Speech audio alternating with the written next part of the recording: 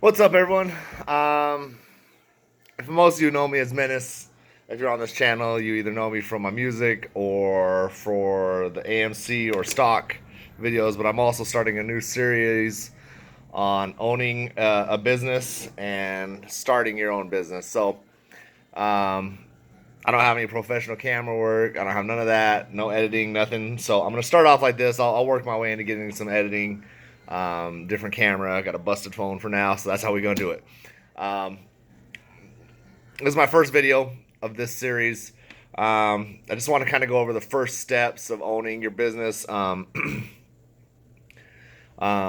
Really, the beginning of all this, you have to have the idea, the thoughts, and confidence and belief.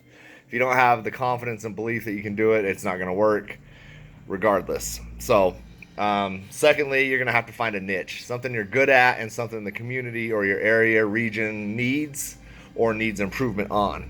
So, for me, I went with a sports themed store, shoes and sports.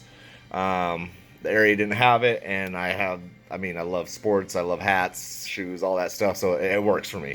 Um,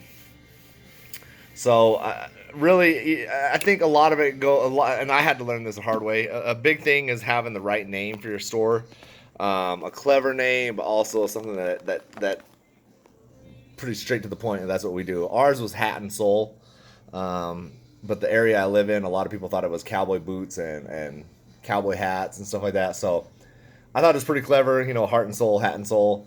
But we've kind of converted it over to H&S Sportswear, H&S Sports, stuff like that, just so people know it is a sports store. And be mindful of your logo. Your logo has to definitely show your brand. So just when you're making your logo, make it simple, make it to the point. You don't want to get too crazy, and when you first start your business, you want to do all these things and make it look like it's me, it's unique, but really, to be honest, it just needs to say the name or something, bam, in your face, and it is what it is type thing.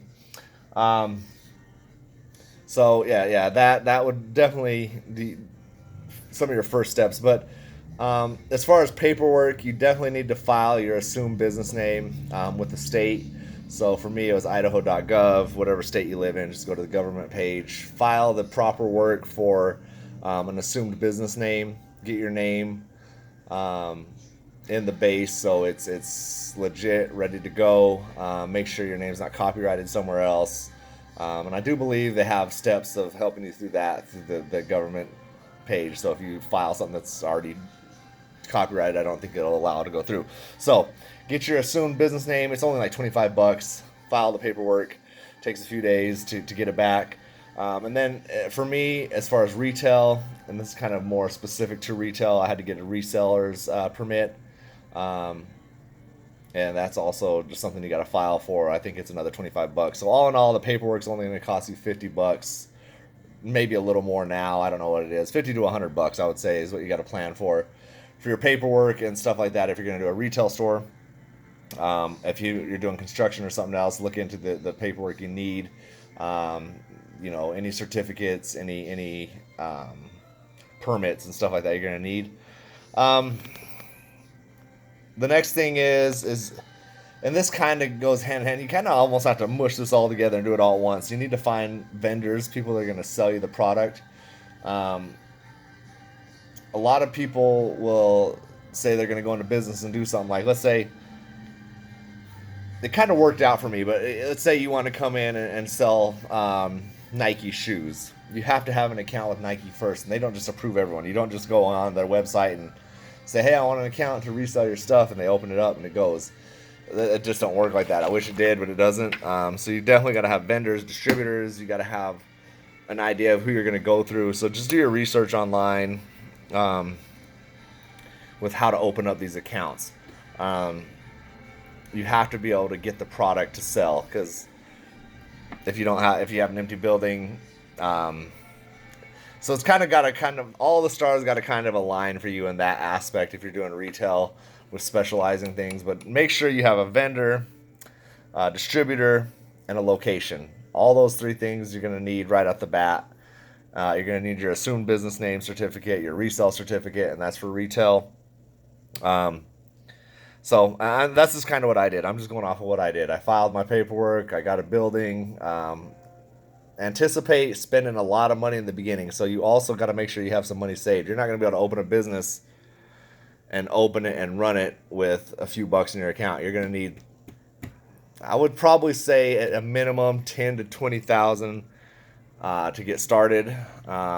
Now things are getting a little more expensive. You'd probably need like 30 grand.